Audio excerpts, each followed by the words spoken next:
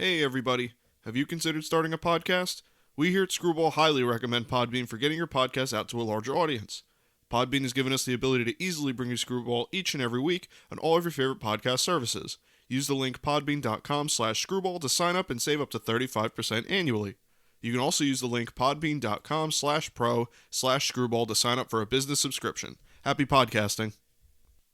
Hey everybody, welcome back to Screwball, a baseball podcast, your home for everything baseball. I'm your host Mike Lepre, here with my co-host Frank White. Hey, how's it going? On this episode of Screwball, we are going to look over the off-season acquisitions, trade signings, and everything related throughout the league, all 30 teams. We're going to go team by team and kind of look at the major signings. We're going to look at the major trades and kind of how the teams are being shaped up for 2021. Now, obviously, we're not going to do every single acquisition, every single minor league signing, but we did try to condense it down to all the all the major deals that we thought would actually impact the team or had the chance to impact the team. Obviously, there's going to be some that we miss, or maybe there's a minor leaguer here or there that they picked up that all of a sudden is good, but we're just looking at it from the perspective we have right now, not what could be in the future or anything like that. So we're just going to get into it here we're going to go in alphabetical order based on location. So it's not going to go, it's going to go Atlanta, Arizona, Baltimore, like alphabetical like that. It's not going to go team alphabetical. So we're going to start then with the Diamondbacks, who starting, with a team that didn't really do much in the offseason. I only got really one signing here, and that's that they signed Joakim Soria to 1 year, $3.5 million.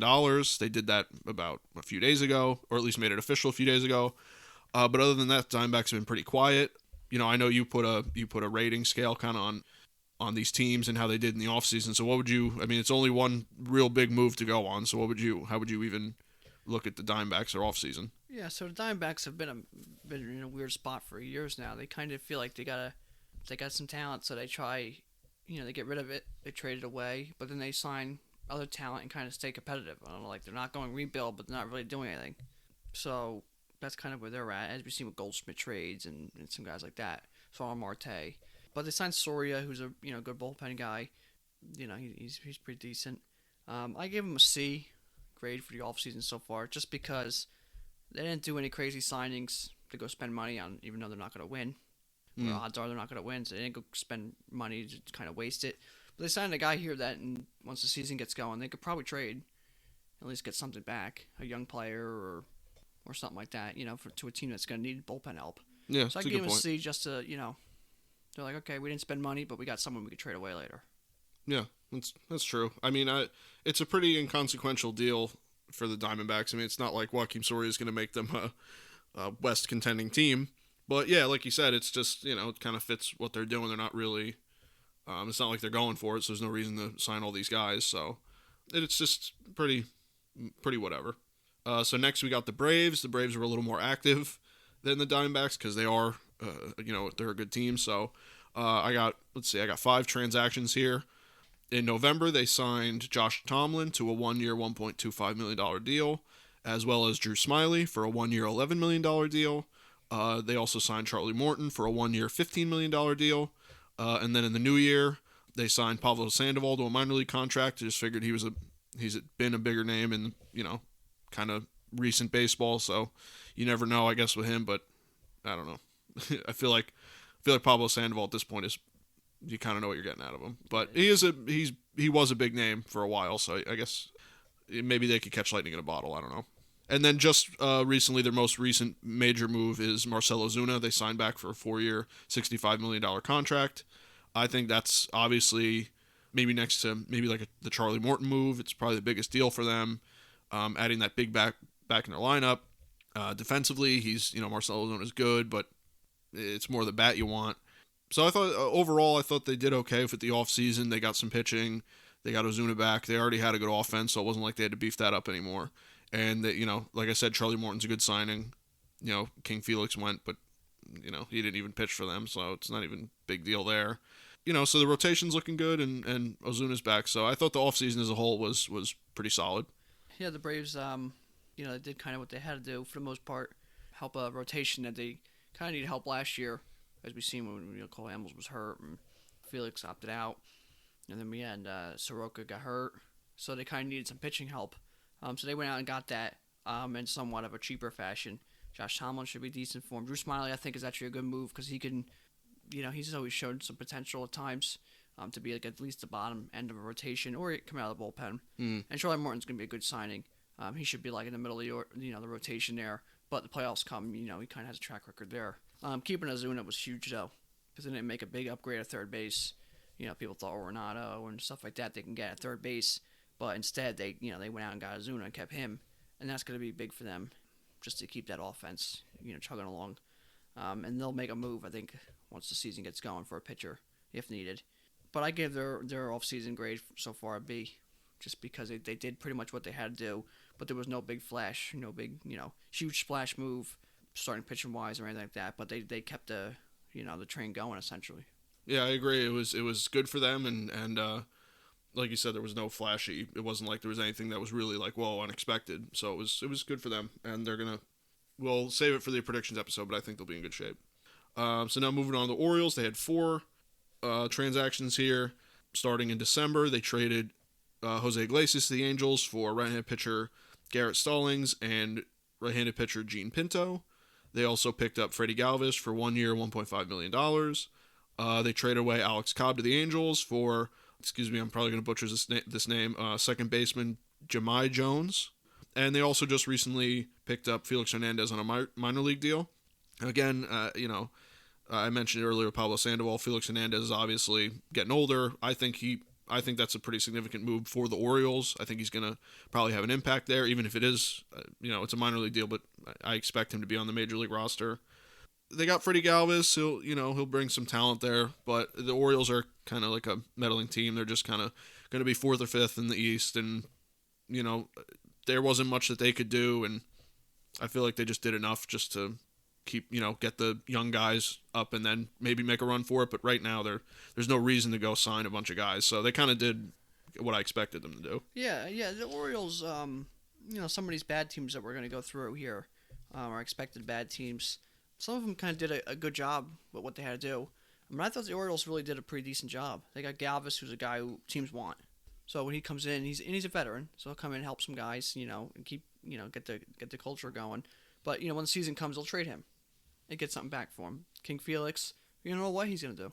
He can come out, pitch really good, and you can get a big return for him. Maybe they talk him into being a reliever and get a big return for him. Yeah. Or maybe he just hangs around, has a couple years or a year or two here, teaches the young guys how to pitch, and it goes about his business.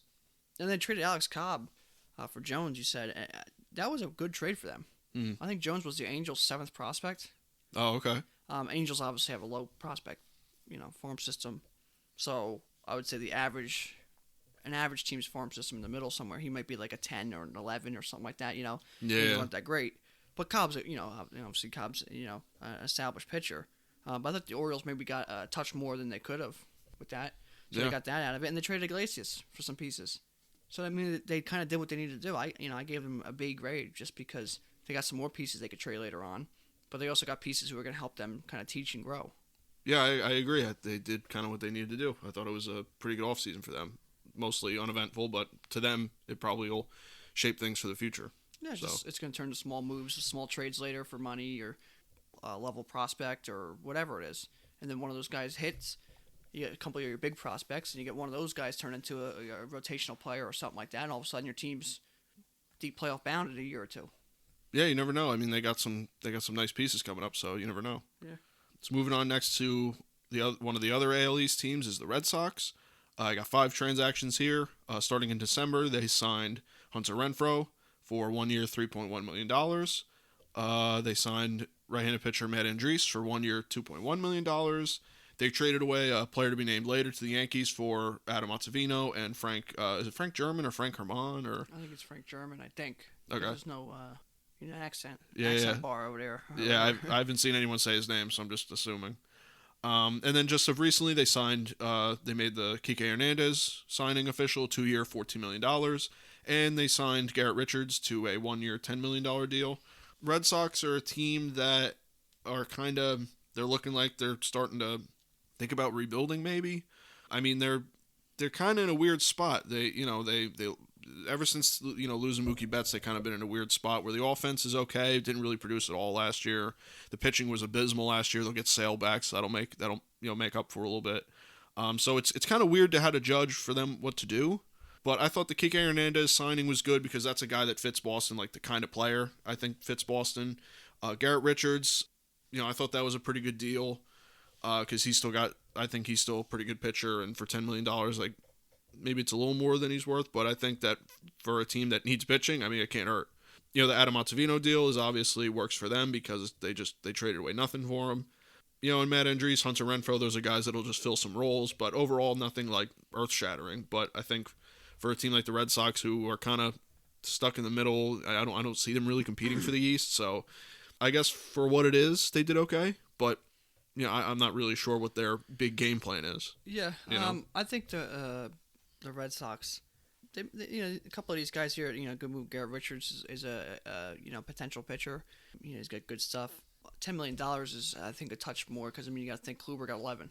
So, but the potential's there. Kike Hernandez, good player, championship player of recent. So you can move around a diamond. Give them flexibility. Adam Ottavino, they firsthand on how he pitches, in the way that a division like the AL East with the Yankees, who right-handed stacked. He's a good pitcher to go against them. That's true. And Renfroe, with the way he can hit the ball, and then at 110-foot fence, Fenway, he could crush 40 home runs next year. That's true. But my biggest issue with the Red Sox is either rebuild it and say something, or go for it. And these are like the Diamondback moves we mentioned from previous years. It's like they're not rebuilding, but they're not really going for it. They're trying to stay somewhat competitive. Yeah, you got Alex Cora back, which is a move where you kind of want to win now. But it's like trade sale, trade J.D. Martinez. Figure out what you want to do with Bogarts or Endeavors. Make your moves. What are you doing? So yeah. I give them a C+ grade because they got a couple decent players. But that division, I don't think they're really going to be competitive, and they're not really rebuilding. No. So that's why I gave them like a lower grade. If they were like, hey, we're rebuilding, then maybe this grade's a B because you got a couple pieces you could trade later on. Yeah. But they made a move. Like it doesn't. I don't know where they're at, and they don't know where they're at. Mm-hmm. So that's why they're kind of C+. They're going to be, at best, they'll be the second team in the AL East. At best, maybe a wild card team if everyone plays really good again. Yeah. Maybe. But I don't even see that because their bullpen's not going to be much. And their starting rotation, you got a Sale coming off Tommy John, Eduardo Rodriguez, who had COVID issues and stuff. So where are they pitching wise? They didn't really get better. Mm-hmm. And offense, you got to hope that guys bounce back. Yeah, because they had a pretty bad showing in 2020, albeit it was a shorter season, but still, and the division got tougher. Yeah. Yeah. So I don't see them maybe push a wild card, maybe. Yeah. Especially if they expand playoffs, maybe they'll push one. But odds are. Yeah, that's why I'm confused, kind of where the head was at with making these moves. It's like, okay, it makes you a little more competitive, kind of keeps you so you're not maybe the seller team, but I don't know. The hope is that you decide you're going to be some sort of rebuild here or whatever, and you can kind of take some of these guys and just flip them for something decent and then go on, make a quick rebuild. Yeah, that's the hope here. But they gotta come out and be like, that's what we're doing. Yeah, we'll see with the Red Sox. I'm not sure. They're weird right now. The next team I got is the Cubs. They made they made 6 transactions here. Starting in December, they signed right-handed pitcher Jonathan Holder to a 1-year, $750,000 contract. Then they had a big trade with the Padres. They traded Yu Darvish, Victor Caratini, and Cash to the Padres for Zach Davies, Reginald Preciado. Again, these are some of these names these minor leaguers I'm going to get wrong. Yaison Santana, Ishmael Mena, and Owen Casey. Again, I hope I got those right. Then they made some signings. They signed Austin Romine to a 1-year, $1.5 million deal. They signed lefty Andrew Chafin to a 1-year, $2.75 million deal. All on the same day, they signed Chafin. They signed Trevor Williams to a one-year, $2.5 million deal. And they signed Jock Peterson to a 1-year, $7.75 million deal. The Cubs are a team where they're kind of on the decline, I guess you could say. it would be a fair way to say it. I think the Darvish deal for them was smart. Going and getting Peterson, it's basically like you took Schwarber and you literally just replaced Schwarber. Trevor Williams is a pretty good pitcher. That's not a bad deal there. Romine's a good catcher, a good backup catcher, I guess, for Contreras, whatever you want to do with him. Holder and Chafin are just kind of pitchers that are going to fill their roles. So, I don't know if the Cubs think that they can challenge the Cardinals. Maybe they think that they're a solid wild card team and could push and do something at the end. But I just don't see it with the Cubs. So these deals, again, I think the Darvish deal, I guess, is smart because it's probably like highest value you were probably going to get out of Darvish because he had a really, really good year. So yeah, they're another team where I'm not really sure where the head is at for the GM or where the organization's headed. If they just started a rebuild and they started firing off Rizzo and Baez and all these guys, I could see it. But then again, like, you still got these guys, so you're kind of making moves like you want to be competitive, but like I said, are you going to be with the Cardinals? I don't think so. So I don't know. What do you think about that? I don't know where they're really at. Yeah, so I thought the Darvish trade wasn't bad. You know, they got the value out of him. Obviously, at the beginning of that contract, people were like, well, they lost big time. But now you're looking, oh, all right, I guess it kind of turned around. Trevor Williams is a high potential guy, or a pretty high potential guy, some injuries and stuff, so that's not a bad move. Their problem was they came out and their owners were like, we don't have money. We don't want to spend money. And then all of a sudden they're like, you know what? We do have some money. Let's start spending money. That's why all of a sudden they made like four moves in one day. Yep. I think they just need to go again and try doing this, somewhat rebuild or whatever.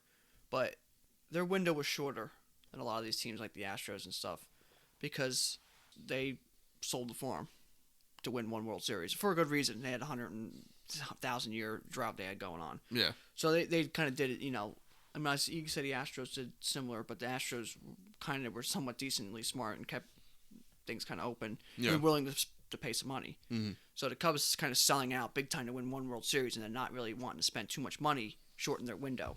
But they really got to kind of go through what the Red Sox, it's time to kind of try doing a quick rebuild of some sort. Mm-hmm. Darvish was a good deal. Williams, Chafin, Jock Peterson. They released Schwarber, which I thought was surprising. You probably could have got something out of him. It was just something. Player to be named later in money or something.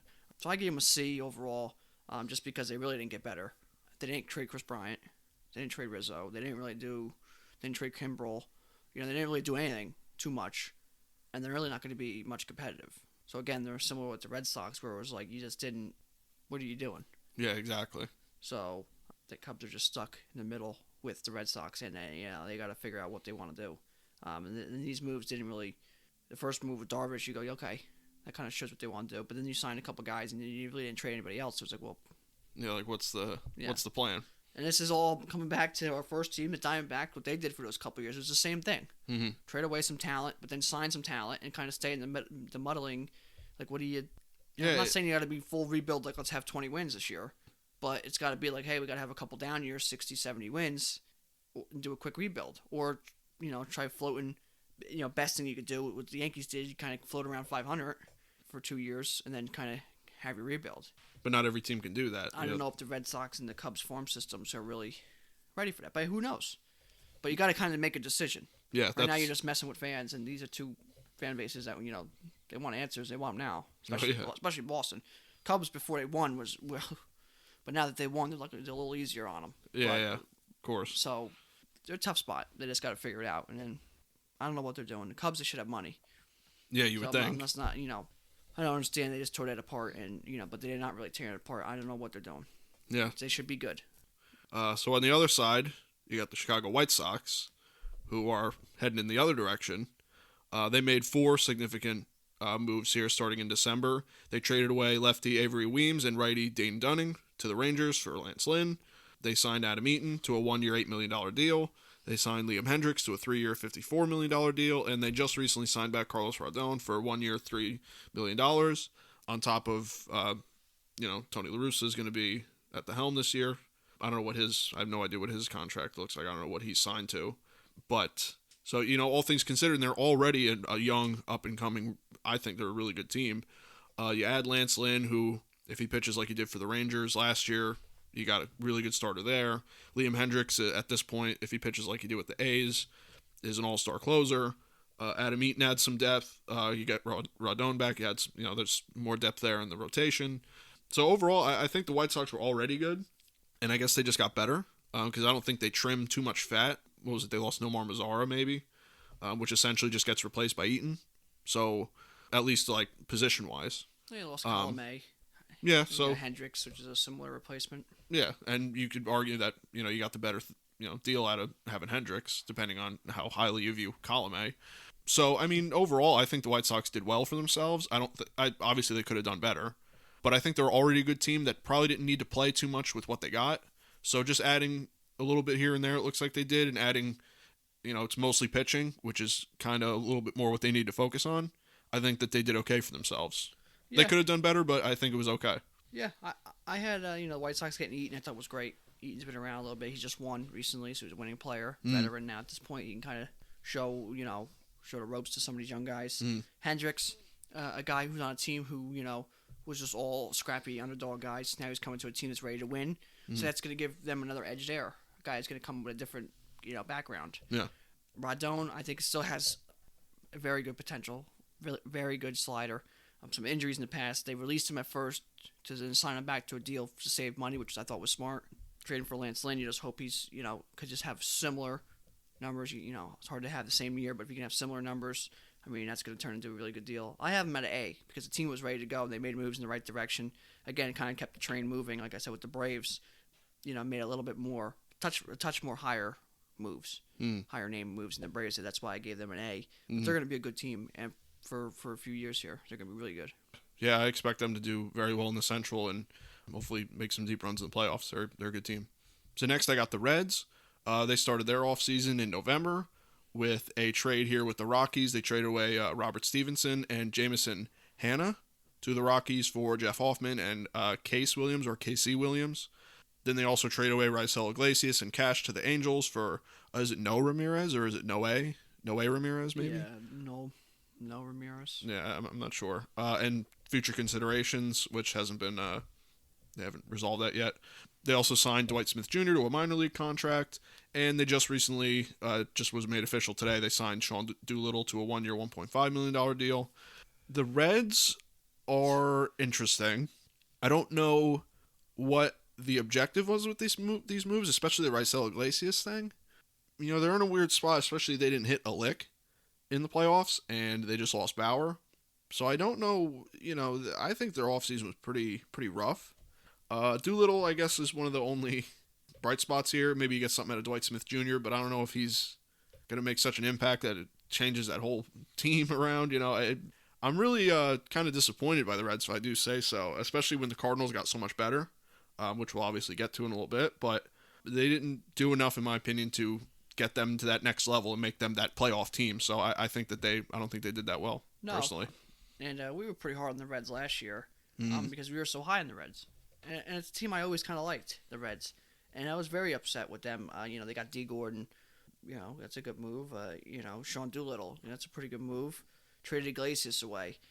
I didn't understand that. You really didn't get super return for him either. Yeah, that's what got me. If you're going to trade him, get something. And then you lost Bauer, which, it's okay. It happens. You kind of knew you were losing him, but it happens. It's just part of the thing. Sometimes you can't pay him or whatever. But they're in a tough spot because they have talent in that team. Yeah. And they have a good lineup. They didn't hit last year, but they have a good lineup. They have a good team. But it's almost like you just were like, hey, we're going to be pretty good this year. We're good. And you're like, well, no, we're not good no more. Figure it out. Get rid of Votto at this point because you're paying him too much money for him not to be a good player. Yeah. I think that's what they're stuck at. It's like we have to pay him, but we don't want him to pay him anymore. But we can't get rid of him because it's Joey Votto. But I don't know where they're at because the Reds have too much talent to be not good. And I don't think they're going to be that good. I mean, they have a chance because that lineup's so good. Mm-hmm. But, I mean, their pitching got worse. Traded Iglesias, got Doolittle. I don't think Doolittle's the same pitcher he was. I think Iglesias definitely could be better. You lost Bauer. You lost Scafani. Your pitching got worse.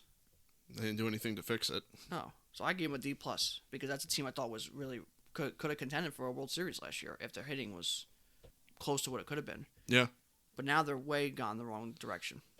Unless they have a couple prospects they're going to call up or they got some, move up their sleeve here to go get a starting pitcher or two or a relief pitcher. Free agency's still going.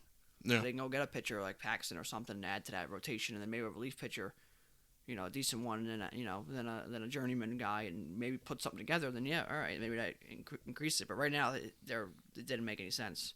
You didn't trade away anybody, really, any other guys to get people back, but you didn't make any moves to stay competitive. You could have traded Castellanos, could have traded Moustakas, you could have traded maybe Votto at this point, Eugenio Suarez. There's a lot of people you could have got rid of at this point if you're going to go that way, but they didn't.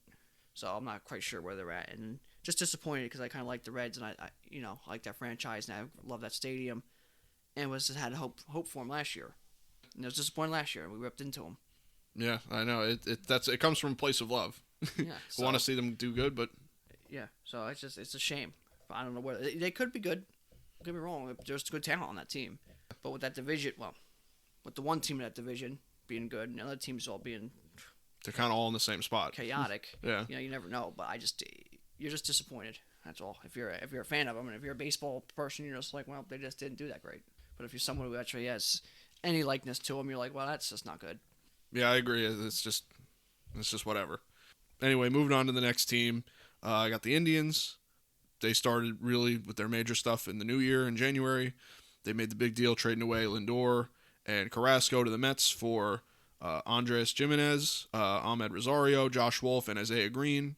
In the same month, they signed Cesar Hernandez to a 1-year, $5 million deal, and they signed Eddie Rosario just recently to a 1-year, $8 million deal. So obviously the big thing here that they gave away Lindor and Carrasco and maybe finally open that door for what they want to be a rebuild.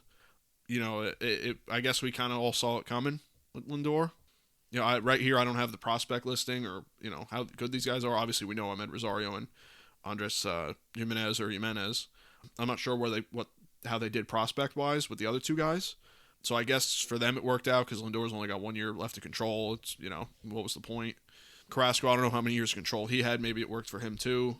So other than that, you only add Cesar Hernandez back, and you get Eddie Rosario, who's a good player. He's familiar with the Central, but it's another team where you at. I guess you're really you're showing your hand with trading Lindor and Carrasco. You kind of show what you want to do. So I guess in that regard, maybe it kind of gives the fan base, hey, this is what's happening. But other than that, it's just a pretty whatever offseason. Yeah. They got Rosario. I thought was good for them. Cesar Hernandez plays well. No one really wants to talk about Cesar Hernandez being a good player. He's 280, 290 hitter. Traded Lindor and Carlos Carrasco. They got a decent return for that. Prospect numbers, might not have been, they got number one, number two guy. But they got good return. Pretty good return. But they, getting rid of Clevenger the previous, last year, and then Kluber the year before that. And they're in a spot where they still have a lot of young talent. The prospect pool's not that great, though. And they just, they're not willing to spend a bunch of money. So what do? Because they have Jose Ramirez, young talent, superstar talent. Oh, yeah. Shane Bieber. You're talking some really good players. Yeah. That's a starting pitcher, an ace, and a middle lineup guy. So do you keep them, or do you go get rid of them too? So they can go either way, and either way is fine. That's where they're in a good spot. That's why I thought these deals, I gave them a C, just because you haven't done a bunch yet. You didn't really go fix that bullpen. You lost Brad Hand and whatnot in the offseason, early in the offseason. You didn't really fix the bullpen, but you still have some talent to kind of be competitive. So it's like they could have made a couple more deals, which they still can. Or you could just went and get here's Jose Ramirez, here's Shane Bieber.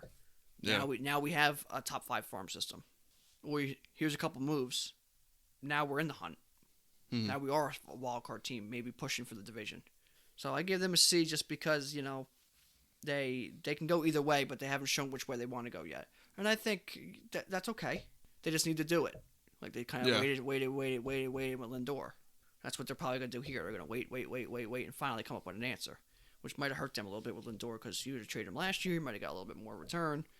But that's, it is what it is. So just hope they come up with an answer fast or sooner rather than later. But I give them a C just because, like I said, they can go either way. And if they want to start trading people away, Cesar Hernandez or Eddie Rosario are great pieces that a team would want.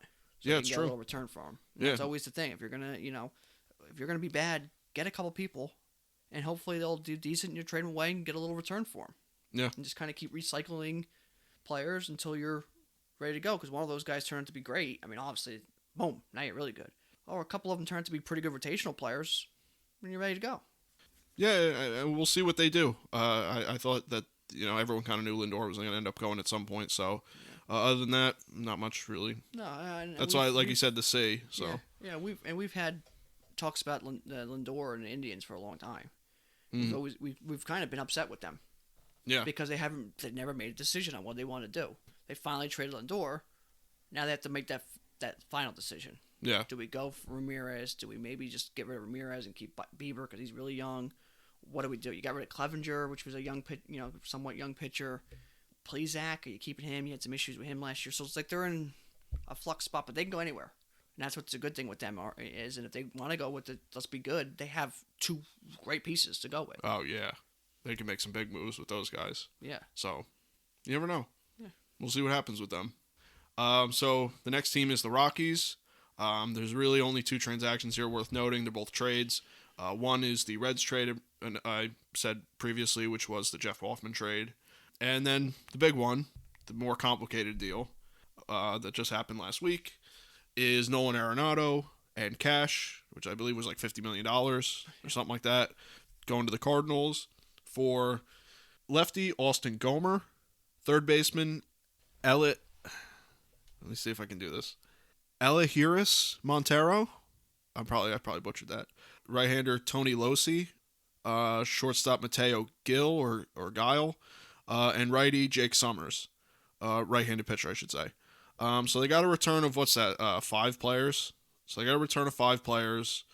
You know, you said it, Arenado to the Cardinals. I think you prophesized for that. Yeah, I think last year I had it. Yeah, it was either that or the Braves. I know I've heard you say it. So when it happened, I'm like, oh my god.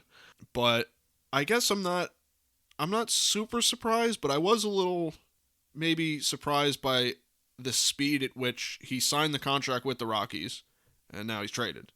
You know, like the big deal he made with them, and now he's gone. So I guess in that regard, it's surprising. The Rockies aren't really... I guess they maybe saw the writing on the wall with the West and said, you know what? Let's get what we can for this guy. Let's rebuild. Let the Dodgers and the Padres play, and we'll be ready to go in a few years or something. Yeah, I don't know. So, because that's what, you know, you make 2 trades here, one of them being the blockbuster of the offseason probably. That's the feeling I'm getting. So, you know, I don't know. I guess it's... If that's what they want to do, I guess it was a good offseason for them. But obviously they didn't add much. They just subtracted, so... Yeah, the Rockies here are another team that I always kind of liked. They had I think it was GM or ownership, they said they had to close the door on Arenado. Because, you know, last year it opened up and there were some issues, and he kind of said, I kind of want out, but I want you guys to be good, so I kind of want to stay. So they got rid of that. They finally closed that door. Got 5 players.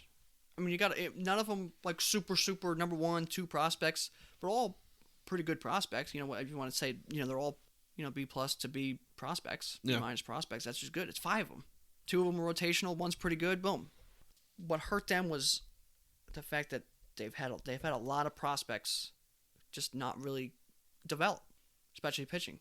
John Gray, the guy's got uber potential, and he pitches well, and then he gets shelled 3 times in a row. Not just because he's at Colorado, you know, but he gets beat up, and then he ends up with a high 3 or low 4 ERA. But he's got a lot of potential. He could have been an ace. Should be an ace.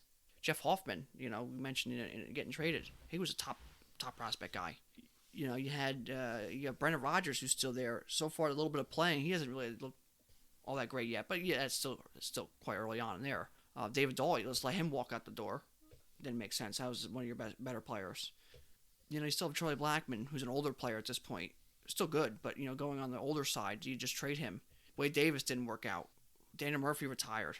That deal, Ian Desmond was a terrible deal. And you never got a catcher. So I'm just upset because you're like, what are you doing? You're not developing your players, it seems like. Yeah. Now do you trade Story? Yeah, because he's got 1 year left to control, right? I think so. I think it might be 2. I think it might be through 2023. Even still, he's coming up, you know. So just trade him. Trade him now. Don't get to wait till next year. Trade him now and get your worth for him. But it's just a shame because they've had some pitching prospects, and I think if they go somewhere, I think if John Gray gets traded, I mean, he'll be good. I think he'll be fine. It's just they don't really develop anything over there, and they've had some good teams. Oh, they just haven't got all the way around. Like, they haven't developed their pitchers the way they're supposed to be, and that's hurt them. So it's just a shame with the Rockies, but they had to do what they had to do. I gave them a D- just because, you know, they lost Arenado, and it was kind of a bad breakup there. And Murphy retired. They're still paying guys that don't make sense. There's already issues with Story, not with him, but like, well, they got to trade him. So they already have like just bad publicity going on. Yeah. In a division that's just it's 2 teams are gonna beat the snot out of each other, and you got one team like the Diamondbacks, just we're all right. Yeah. And then you got the Giants, who we'll get into them, but I guess they're all right. But I don't know what they're doing. But yeah. So the Rockies are just back down to the basement. We're a team that, you know, we talked about. Stadium's nice, jerseys are nice, and they just can't. I don't know what the problem was. Yeah. They just don't develop.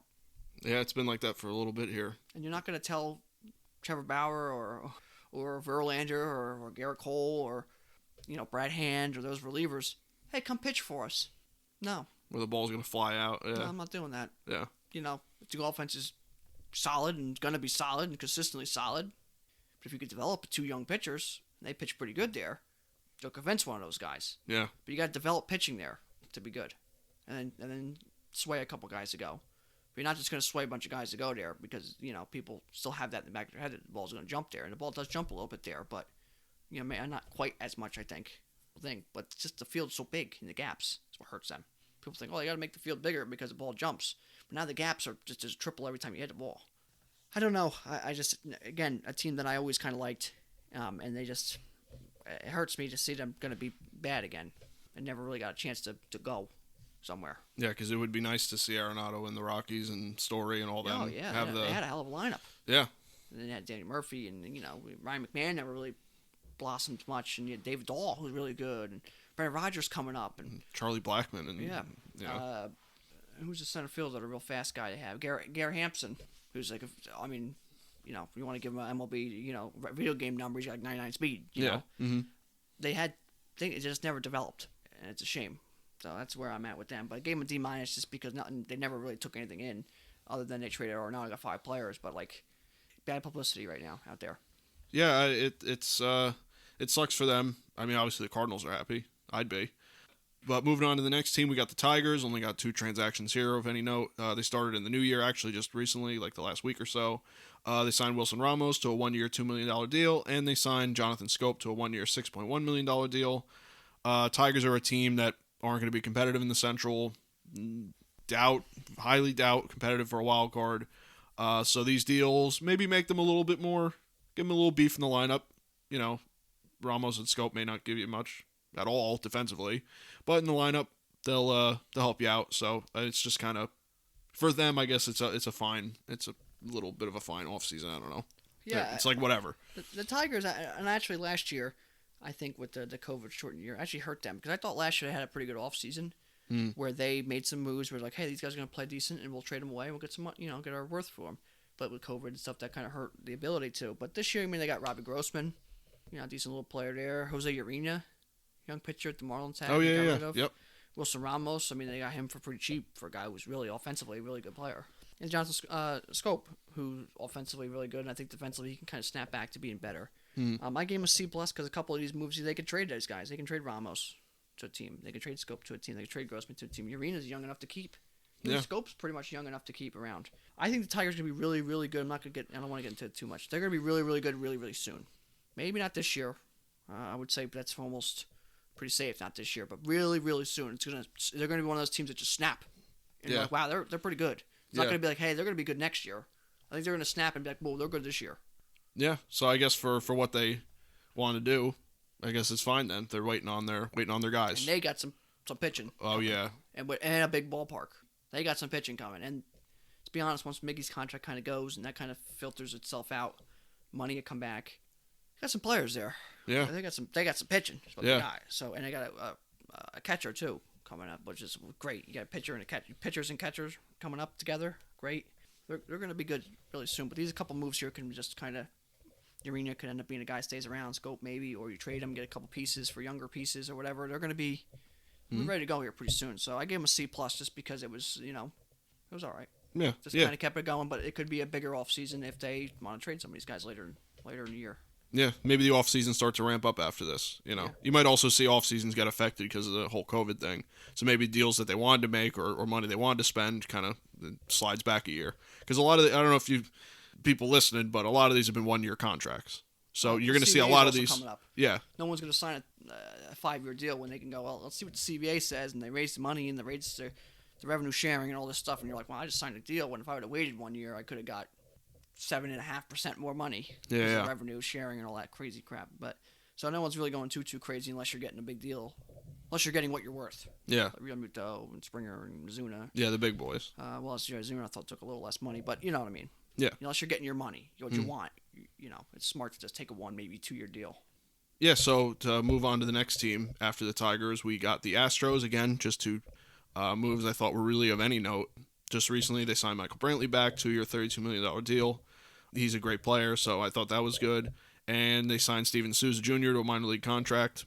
He was a name. I figured throw him in there. But the Astros, I think, lost a lot more than they gained. Obviously, you get Brantley back. It's a good bat. Defensively, he's older, so you really just want him for the bat, having him be a big part of that lineup. The Astros, I think, are the window's shutting very quickly now, especially the fact they didn't really do nothing. Springer's gone. Verlander, Greinke is not getting any younger. I believe they lost Ozuna up to this point. At least Ozuna. I didn't understand that too much. But. Yeah. So overall, I think this is a pretty bad offseason for them, especially if you wanted to. Well, I mean, they made the championship series last year somehow, but you come off of that, and then you basically just lose a bunch of, you just lose a bunch of players, and I can't sit here and say that you're going to be better than you were last year. So, I mean, granted, you think you're going to get more out of Altuve and stuff like that, but I don't know. I'm not seeing it really. Yeah, so the Astros, they got Brantley back. I have a move with Pedro Baez, relief pitcher from the Dodgers. Oh yeah, yep. Little decent deal there. Lost Roberto Ozuna by choice. Springer's gone. I gave them a C- grade, and that might be a touch high. You're thinking, what they lost stuff. They're not in the news this year, which is a big thing. They have a manager that came back. That's a big thing. It's just kind of consistent now.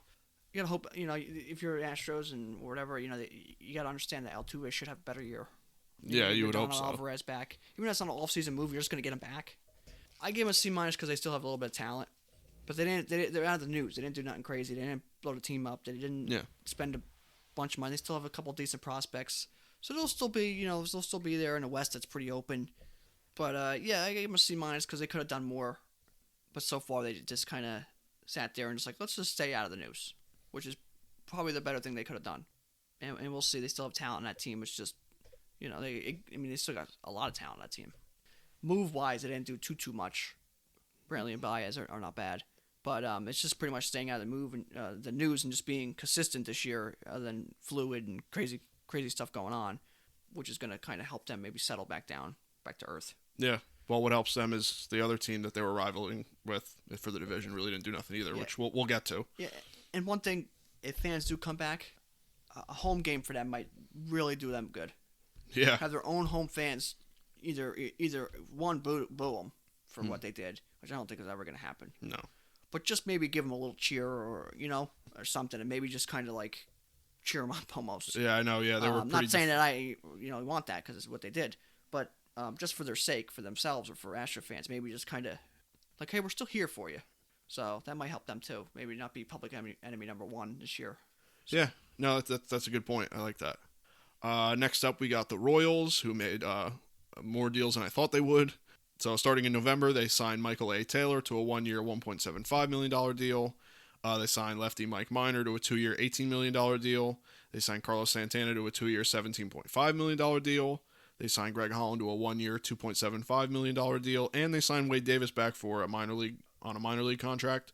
Royals are kind of in the Central like the Tigers, like kind of waiting on them prospects, and we're kind of, going to be towards the bottom of that division. But I thought these deals were not bad. I mean, it makes them a little more competitive, makes them a little bit more of maybe a nuisance team in the bottom there. So signings like Santana, Holland, and Minor make them just that little bit better. It's not like they're going to be, it's not like they're going to be division winners. It's not like they're going to leapfrog the White Sox, but I thought it was pretty solid for a nice little off season for them. Yeah. Michael A. Taylor is still a young player, some potential. Mike Minor pitched good there. Guy who has value. If he plays well, he will, especially. Carlos Santana, a veteran leader. Greg Holland, been there, done that. And Wade Davis maybe bounces back to some sort of not awful form in a bigger stadium, not Colorado. I give this offseason for them an A. Mm-hmm. They made a lot of moves where this is what you do when your team that's not the greatest. Michael A. Taylor, young. Maybe he snaps into something better than he was with the Nationals. He wasn't bad, but maybe he really unleashes his potential. Mike Minor, people want him. If you're good this year, hey, you keep him. If you're good somehow. Otherwise, you trade him, get your value. Carlos Santana, trade him, get your value. Greg Holland comes back. Relief pitchers are always high value. Oh yeah. He comes back. Wade Davis does decent. You trade him. You're bringing in people. You're recycling. You're bringing in people. So that's why I gave them an A. And there's another team that has some decent prospects coming up where they can be pretty good here shortly. But this was a good offseason because they can flip these guys if they want to. Michael A. Taylor, young enough to keep, but the other guys, they can flip them for value if wanted or needed. Yeah, that's a good point. For a team like that, you get some value out of these guys. You flip them and you made out. And their names that keep the fans kind of like, hey, I know that guy. Hey, he's pretty good, And you lost Alex Gordon. Well, brought Greg Holland back and Wade Davis. They were there, Yeah, kind of kept that little hope of like, hey, I remember them teams that were real good. So you kind of brought back a little, flashback for some of the fans. So that might make some of the fans kind of smile a little bit. So it was a good offseason for them, though. They can definitely flip these players and have, and turn out to be get some value for them. Yeah, I agree. Now, these are two teams coming up here that I thought had pretty good off seasons, were pretty eventful off seasons. So starting with the LA Angels, well, first in December, they had the Orioles trade we mentioned. They actually both Orioles trades, one with Alex Cobb and the other one. They had the Reds trade with Rafael Iglesias for Noah Ramirez. That's right, yeah. And the other one, so you got the Jose Iglesias, Raisel Iglesias, and Alex Cobb, those three trades. They also made some signings. They signed Kurt Suzuki to a 1-year, $1.5 million contract. They signed Jose Quintana to a 1-year, $8 million contract. And they just traded a player to be named later for Dexter Fowler. So, pretty eventful offseason for the Angels, who maybe are seeing that, hey, maybe this West division, maybe we could do something here. They addressed a little bit of the pitching, that they've had a lot of problem with, especially the bullpen. With getting Raisel Iglesias helps. Jose Quintana helps their rotation. Kurt Suzuki's a nice catcher. Alex Cobb, not the biggest fan of Alex Cobb. Maybe he could get something out of him. Dexter Fowler's going to be good. So I think the Angels did very well for themselves, and I think they're maybe being a little opportunist here and trying to make that West a little bit more, make the other two teams sweat, Sure. The Angels, Kurt Suzuki, good veteran catcher. If your pitching's not great, he's going to help it. Quintana, I always liked Quintana. Yeah. He's just consistent. He was. His number's been up a little bit recently. Consistently, kind of the same spot the last couple of years, but he was really good with the White Sox when they had Chris Sale in those years, so I kind of really liked him. Dexter Fowler, they got a veteran outfielder who, if Justin Upton struggles or gets hurt, they got backup. It gives him depth. Switch hitter. Again, a veteran who knows how to win. Alex Cobb, I thought they gave up maybe a hair too much for Alex Cobb, but a good pitcher. It's going to help them to need pitching. I gave him a C+ because they didn't get a reliever. They didn't get a top-of-the-line reliever or top-of-the-line starting pitcher. They did get Rafael Iglesias, who is good. He's got good potential, but not top-of-the-line guy. Yeah. They got Jose Iglesias, who Phil Simmons, boom, defensively, very similar players. I think Simmons might be a more dynamic offensive player, just overall dynamic, more power, maybe gap to gap. While Iglesias is going to be higher average. Yeah. But defensively, the same thing. So they had a good offseason, but they just didn't get that one hammer, like, hey, we got Bauer. You didn't get I got, Liam Hendricks. I didn't get that hammer, like my bullpen's pretty set now. My rotation's really got a head on it now. They're trying, but they're not quite getting the guy. Yeah. Yeah. But if Ohtani comes back and pitches like a pitcher and not just walks 87 guys a game and can actually be like a decent pitcher, I mean, that's going to help a lot. Justin Upton can bounce back a little bit. Their farm system has gotten a little bit better. They were last. They were like the worst one. They've gotten a little bit better. So they're doing okay. They know they have Mike Trout and they need to get into the playoffs. Yeah. They have to get to the playoffs. So they're making some moves to try helping that. But they're going to, I feel like unless they go get like Paxton or something or another reliever, they're at a C+. Or they want to make a trade later in the year where they got Rendon, they got Trout. I mean, they're right there. They just need to get, like with the Padres, they need to get that starting pitcher. They need to get that guy. It's like, okay, that's our ace now. Or that's our closer. They've been chasing it for so long, too. Now our bullpen's solid now, really solid. Our offense is good now. Our starting pitcher's going to have to be okay. Or our starting pitching's pretty good now. Our bullpen's pretty good now. Our offense could be really good. Like they're right now their offense is really good. Their bullpen's starting rotation okay, or could be better. They just need to fix one of those bullpen or starting pitcher and get that pretty good. Have the offense be really good, and you're in the playoffs. And they're off and running. Yeah, I agree. If you get to the playoffs with Rendon and Trout and Pujols, I don't care what people say about Pujols. It's Pujols. Justin Upton, Ohtani, you got a shot. Oh, yeah. That's the kind of team where it's like, I don't care if they're 500. If they make the playoffs, you got talent, a lot of talent, some of the best talent, you got a shot. No, I agree. Yeah, I thought it was a good offseason for them, and they got a pretty nice club over there. Now, switch to the other LA team, go to the Dodgers. They made quite a few transactions here, one very big one recently. So to start in December, they traded lefty Leo Crawford to the Brewers for Corey Knebel. They signed Tommy Kahnle to a 2-year, $5.25 million deal. They were involved in a 3-team trade here. I'm going to read off all the details of it. So it starts out where the Rays traded Jose Alvarado to the Phillies. The Dodgers traded a player to be named later and Dylan Paulson to the Rays. And the Phillies traded Garrett Clevenger to the Dodgers. So really what the Dodgers get out of this is a lefty, and all they gave away was a player to be named later and Dylan Paulson. I'm not sure where these guys are again, the prospect list, or where they're, if they made out well, but that's the details of all 3 teams. They signed Blake Trinan back to a 2-year, $17.5 million deal, and although it's not technically official yet, it's not on MLB's official transactions website, but the reported signing of Trevor Bauer to a 3-year, $102 million deal. I guess for the offseason of the team that just won the World Series, I guess it's pretty good. That bullpen is just... I always thought they had a weird bullpen. I thought they always had a weird bullpen to me. So I guess the Corey Knebel seems like a guy they'd have. Kahnle seems like a guy they'd have. Trinan worked well for them. Bauer is going to round out that rotation well. They already had a pretty good rotation with Price coming back, and now you add Bauer too. The rotation's going to be good. Bullpen's going to be all right. Obviously, the offense is good. As of right now, you lost Turner, so that hurts them. But as an offseason, the Dodgers were already good, and they're kind of one of the 2 teams in the West that are going to win that division. So I guess, especially with Bauer, they got their guy. I don't think Bauer is worth that money personally. I'm going to get into that, maybe more in the predictions episode. But they got a good pitcher that fills out the rotation, and I thought it was pretty good. Yeah, the Dodgers. They got Kahnle on a 2-year deal. Kahnle might be around at the end of the year this year. If so, that's a good deal for them. Trinan is pretty good. Traded for Knebel, who will be healthy pretty much. Start the year he'll be healthy and good to go. They got Bauer for way too much money, but they really, a couple Band-Aid moves for the bullpen. Kelly Jensen, not the same pitcher. No. The rest of the bullpen lost Baez, so the rest of the bullpen not great really. And Jensen, you don't know what you're getting out of him. The rotation, Walker Buehler, he's ready to go. Kershaw is gonna fade, so that's just how that's gonna be. So the team's still there. You lost Kike Hernandez. I feel like for some reason it was a big piece to lose. Yeah. Jock Peterson, that's I don't think decent player, but I don't think he was like a heart and soul kind of guy like Kike Hernandez. I'm gonna say this, and I gave him a B+ for now. If they lose Justin Turner, it's an F off season. Yeah, he's Justin big. Turner is the best player on the Dodgers team. He's big time. I don't care what you say. Oh, they have Bellinger. I don't care. Oh, they have Mookie Betts. I don't care. Take Justin Turner off that team. They're not a very good team. He's a middle of the order. He keeps the team. He's always hitting. He's just a consistent guy who just seems to be the heart of the team, the key to the team.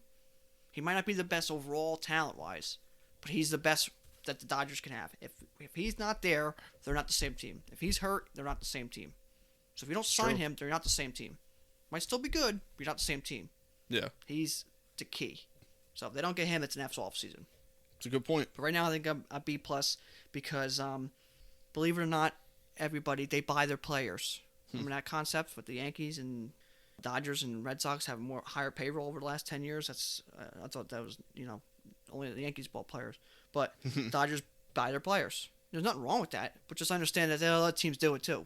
Yeah. So don't, people go crazy with that. But they just paid, here's $1 billion to come play for 1 year, what they just did with Bauer. So, but it's a B+ off season because, they kept the window open. But losing Turner, if that's the case, that hurts them. I don't care what they say, it hurts them. So and then you're coming off a World Series win, finally. I think that's going to almost be like you let the air out, and then maybe get a little punch in the face this year. And the Padres are raring to go. You win a World Series, finally. Yeah. So you're not almost ready for the year to start up again. So you might get punched in the face and have a hardship. Yeah, especially everything went right last year, other than maybe kicking the ball around in the one game in the outfield. But yeah. everything went well. No injuries. Everything was fine. Mm-hmm. It was like, boom, done. World Series over. So that never, that's the Red Sox.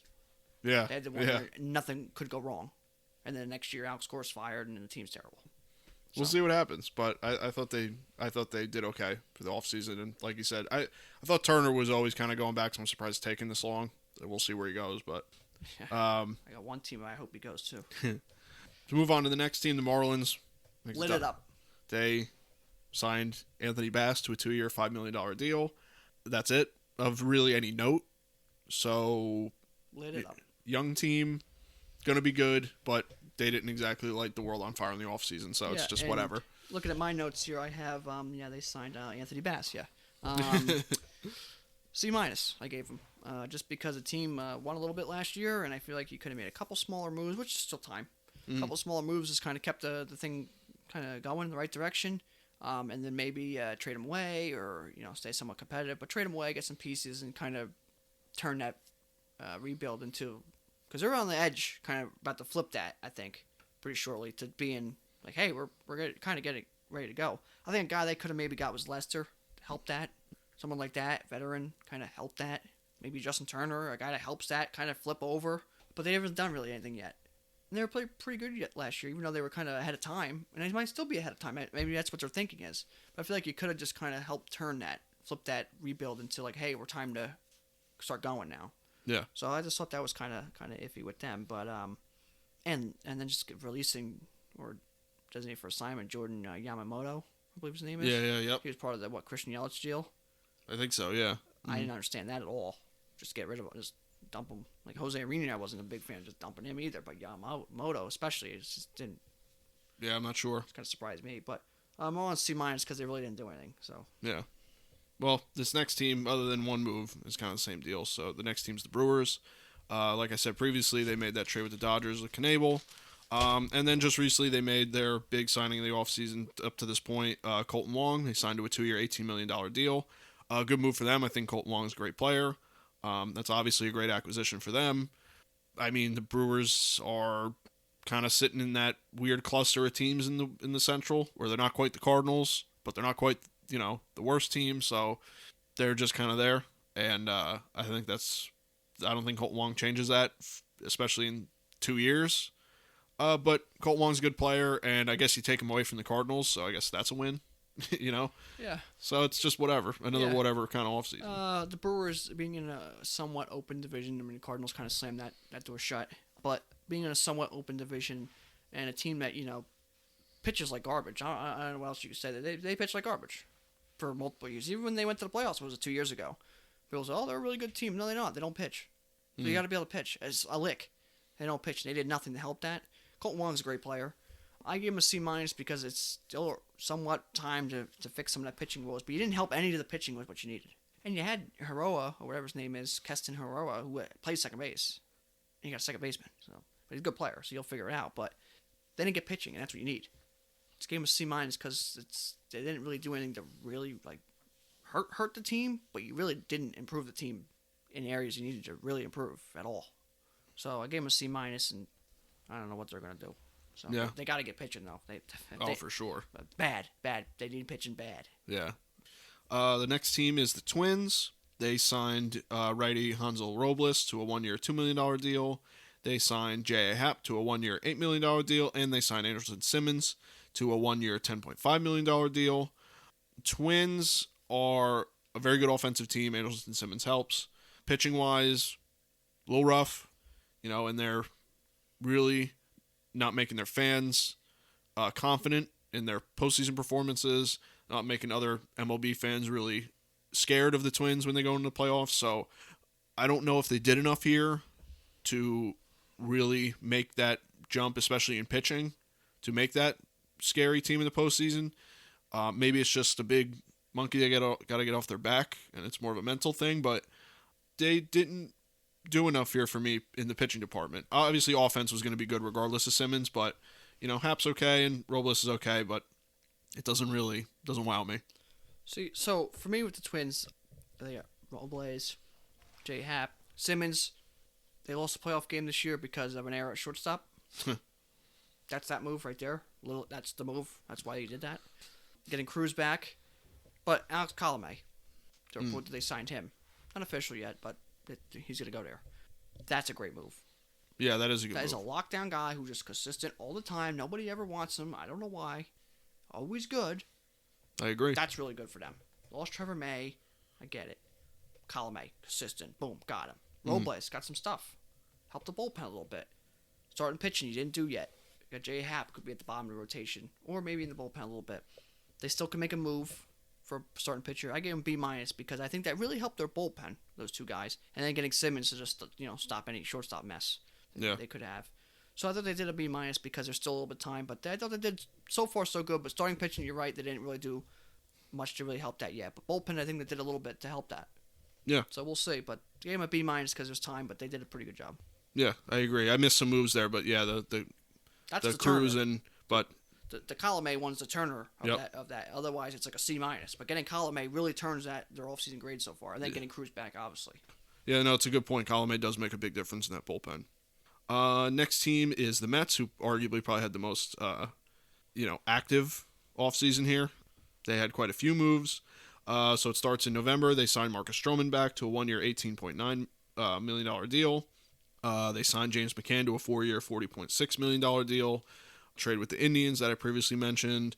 They signed Jose Martinez to a 1-year, $1 million deal. They were involved in a 3-team trade that I'm going to go over this big one here. So the Pirates traded Joe Musgrove to the Padres. The Mets traded Endy Rodriguez to the Pirates. The Padres then traded Joey Lucchesi to the Mets. Padres traded David Bednar, Hudson Head, Dave Fellows, and Omar Cruz to the Pirates. So the big thing there for the Mets is Endy Rodriguez going and them getting Joey Lucchesi. And after that, they traded Steven Matz to the Blue Jays for Josh Winkowski, Sean Reed Foley, and Yenzi Diaz. And then finally, they signed Aaron Loup to a 1-year, $1 million deal. That trade they made with the Indians, pretty good one for them. Although it's only, obviously, you're getting Lindor for 1 year. You sign him afterwards. That works out really well for them. McCann, I think that's a great deal. I think McCann's a good catcher. You got him for a pretty good price. Stroman, I think he'll work out there. I don't think he's the best guy that you're going to get, but I think he works. So overall, and then you give away Matz, because I think Matz is a little redundant. I don't think Matz is really quite the talent that, like, say, a DeGrom or a Syndergaard have. So overall, and then you get Joey Lucchesi. It's a pretty good offseason for them. I guess the owner comes in and makes a statement with getting, McCann was a bigger free agent. You get Lindor. So, I think it's a pretty good offseason for them. I think they did well. And do I think that they can rival the Braves? Probably not. But I think they could be a pretty good wild card team here. Yeah. And I think they're going to be good in the East. So I think that they did well for themselves in the offseason. Yeah, they got Stroman back. That's a guy who's a middle of rotation guy. James McCann, hope that his numbers continue to go where they were going. Jose Martinez is a good guy just to, wants to lose. Aaron Loup, another good guy, wants to lose. Can help, fill maybe that Justin Wilson role that they could be losing. Trevor May, pretty good move there. That could help them. Reed Foley, a guy who can come out of the bullpen a little bit. Part of that Matz trade. They lost Matz finally, thank God. Good gone. Could just go. He's terrible. Pitch him against the Phillies, first inning, 9 runs every time. They got Lindor for 1 year as of now, and Carrasco could help them. But here's the move. Joey Lucchesi. That might, I know Lindor and the Carrasco, that's going to be their best move, I guess you could say. Lucchesi is going to be the next one. That's how good that move is. Joey Lucchesi he's got stuff. He's got some really good stuff. So that's going to be a great move from them. But for the most part, they did a pretty good job. Unless they don't sign Lindor, that's going to hurt them. But they did pretty good, and hopefully James McCann can actually continue his numbers, go in the right direction. But I give it an A- because they did a pretty good job, and they excited the fan base with new ownership. But of course, it's always in the news. The new owner, and they had the stock stuff going on, and the GM had his issues. Yeah. First team ever to have a coach and a GM never make it to the season. So of course, they always have some sort of stuff going on. But they did a pretty good job for their on-field performance for this year. And then Cano getting suspended helped them. I'm not going to lie to you. They don't have to pay him. And then Cespedes just being gone and nobody wants him. Good reason for that. So they kind of had just people fade away from them, which was good for them. But they made a couple good moves here. So A- for the Mets. And who knows? It's always a question mark with the Mets because they're always hurt or something crazy. So we'll see. But on paper, the best on-paper team always been one of the best on-paper teams. So we'll see what the paper turns into. Yeah, we'll see what they get on the field. Now flip over to the other New York team. They started their off-season. They just made a flurry of moves in January, starting with, let's see if I can say these names right again. So they traded Roansy Contreras, Michael Escato, Kanan Smith, Kanan Smith, not sure, Miguel Yahuri or Yari to the Pirates for Jameson Taillon. So they trade 4 guys over for Jameson Taillon, who I believe has like 2 years of control or something like that. Then they trade, like I said, with the Red Sox, Ottavino. They signed Corey Kluber to a 1-year, $11 million deal. They signed back LeMahieu on the same day for 6 years, $90 million. The Yankees are a team where obviously the offense is ridiculous when healthy, because that's always a big if at this point with them. The pitching leaves a lot to be desired. They got the guy Cole last year, so they add to that with Taillon's a good pitcher. Kluber, if you get what you can out of Kluber, I think that deal is going to work out well. And you bring back LeMahieu, which, the fan base is obviously really excited about. Any fan of the Yankees should be excited about that. So I think overall it was a good offseason for them. I think they could have done a little more. They could have went deeper. I think they could have went a little harder in with the bullpen because they really, just getting rid of Ottavino and replacing him with, they got Warren and stuff like that. But I think they could have went a little more in, but I think they played it safe. Got some pitchers. They didn't pay out the money that they could have for Paxton and Tanaka, so they got Kluber and Taillon, which are pretty good replacements. And obviously LeMahieu being back. So I think the offseason was pretty good. Obviously they could have went better, but pretty good. Yeah, the Yankees got LeMahieu back for pretty cheap, actually. Obviously one of the best actual pure hitters in baseball. Kluber, they got him cheaper than what people were offering him, so good. And if he can come back to closer to what he was, obviously, my idea there was he's probably going to give you Tanaka numbers, but has a chance of giving you even better Tanaka numbers. That's the reason they did it. And for cheaper. Trade for Taillon, got a young pitcher for a couple of years control over. That could be really good. The guy's got some really good stuff. Greg Allen was part of a little trade they had. Yep. Darren O'Day, I think, was a great move for them. Oh, that's right. Yeah. Darren O'Day is a great move. I mean, great. Had a great year, great move. Knows the AL East, funky guy. Great move. They lost Tanaka, they lost Paxton. They had a pretty good year, off season. They got to stay healthy. They lost Ottavino, but they got to stay healthy. They got to find some lefty bats, maybe a lefty starting pitcher. Yeah. But otherwise, I mean, that's just the talent's there. So they got to stay healthy. I gave it a B though because they didn't get the lefty batters or the lefty pitcher, but they did a really, really pretty good job. But I gave them a B just because there was more they could have done, but they really did. They had a good off season. They really did. It's just about staying on the field and maybe finding a lefty because you can have lefties. So they know that. In any way. But yeah. So, but a B for the Yankees. It's just health. Staying on the field is their goal. Agreed. Moving on to the A's. The A's lost a lot more than they gained, but their one big move here was just of late. They traded Chris Davis with a K and Jonah Heim and Dane Acker to the Rangers for Elvis Andrus, Ramos Garcia, and cash. I think this is a good move for the A's. I think Andrus helps in the absence of Marcus Semien. Chris Davis, I don't think you're losing much in losing him. I'm not sure where the prospects are at. This is a pretty recent deal, so I'm not really sure at all with these guys. So I think the deal itself is okay. I just think the offseason as a whole is pretty rough for the A's because they lost a lot. They lost Hendricks, they lost Semien. I'm not sure. I think they're obviously still a good team, but I did think they took a little bit of a hit here in the offseason. So maybe if there's some late deals that were after this episode goes up that they start making, that kind of makes them the A's. They make those little deals that help them.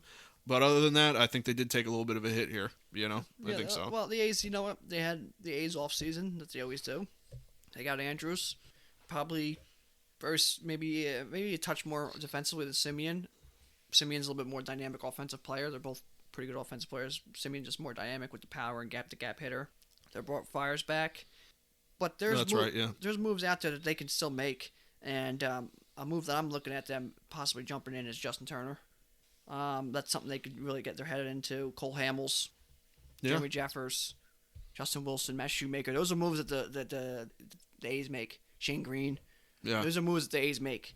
And they'll start making these moves. Arrieta. They'll start making some of these moves here soon. But I give them a C+ just because it's an A's offseason.